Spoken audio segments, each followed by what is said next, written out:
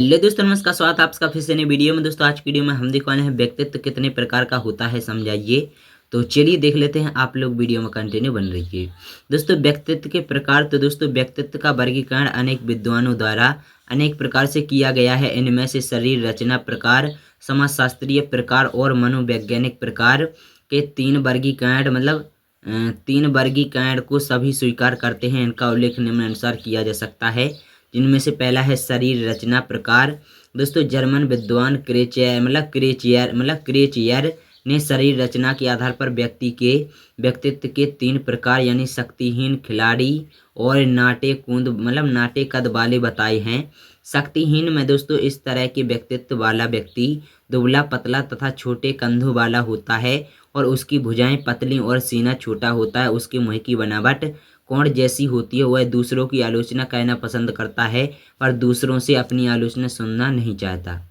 दोस्तों दूसरा है खिलाड़ी। तो दोस्तों इस प्रकार के व्यक्ति का शरीर पुष्ट और स्वस्थ होता है। उसका सीना चौड़ा और उभरा हुआ और कंधे चौड़े, भुजाएं मजबूत, मांसपेशियां पुष्ट और चेहरा देखने में अच्छा लगता है। इस तरह के व्यक्तित्व वाला व्यक्तियों से सामंजस्य कहना चाहता है। इसके बाद आता है नाटा कद वाला। दोस्तों इस प्रकार के व्यक्ति का शरीर मोटा, छोटा व गोल होता है। इसका सीना चौड़ा और सीना नीचा और चौड़ा, पेट आगे से निकला हुआ और चेहरा गोल होता है। इस प्रकार के व्यक्तित्व वाला व्यक्ति आराम पसंद और लोकप्रिय होता है। और दूसरा है समाजशास्त्रीय आधार पर। दोस्तों व्यक्ति के सामाजिक कार्यों और स्थिति के आधार पर व्यक्तित्व के 6 प्रकार बताए गए हैं। सैद्धांतिक, आर्थिक, सामाजिक, राजनीतिक, धार्मिक एवं कलात्मक। दोस्तों सैद्धांतिक में फैकी इस श्रेणी का व्यक्तित्व व्यवहार की अपेक्षा सिद्धांत पर अधिक बल देता है।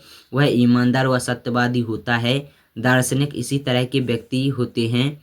और दूसरा है आर्थिक। तो दोस्तों इस प्रकार का व्यक्ति अपने जीवन में सभी बातों को आर्थिक दृष्टि से सोचता है और मूल्यांकन करता है। उसकी प्रवृत्ति प्रत्येक कार्य लाभ की दृष्टि से करने की होती है।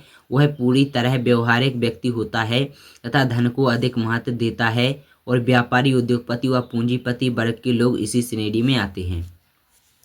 तीसरा आता है सामाजिक। दोस्तों इस श्रेणी में आने वाला व्यक्ति प्रेम को अधिक महत्व देता है तथा दया, सहानुभूति व सहयोग में विश्वास करता है। उसे सत्य और मानवता के प्रति बड़ी श्रद्धा होती है। समाज कल्याण एवं लोकहित के कार्यों के लिए वह अपना सब कुछ न्यौछावर कर देता है।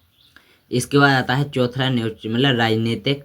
तो दोस्तों इस प्रकार का व्यक्ति सत्ता, प्रभुत्व और नियंत्रण में विश्वास करने वाले होते हैं। ये शासन और प्रशासन पर वर्चस्व कायम करने के लिए सदैव सभी प्रकार से तत्पर रहते हैं। इनका मुख्य उद्देश्य सत्ता हथियाना होता है।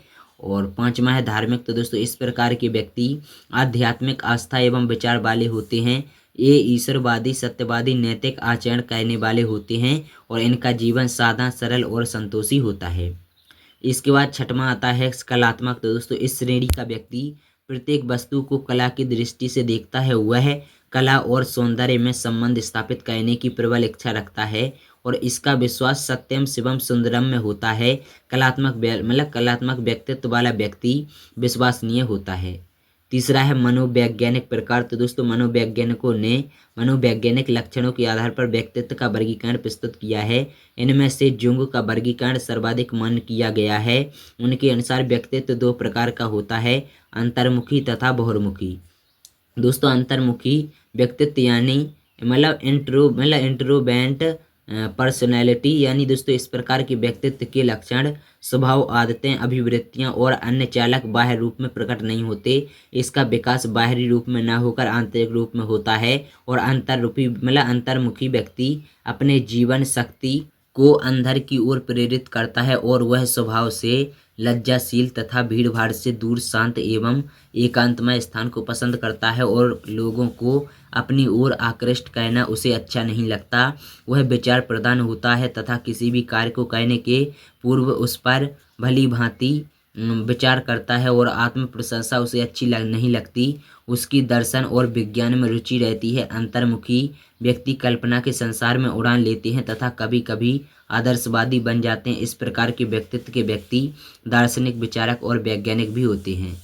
दूसरा है बहिर्मुखी। तो दोस्तों एक्सटर्नल पर्सनैलिटी दोस्तों, इस श्रेणी के व्यक्तित्व के लोग अंतर्मुखी व्यक्ति मतलब व्यक्तित्व वालों से विपरीत होते हैं। बहिर्मुखी व्यक्तित्व वाले व्यक्तियों का झुकाव बाहरी तत्वों की ओर होता है।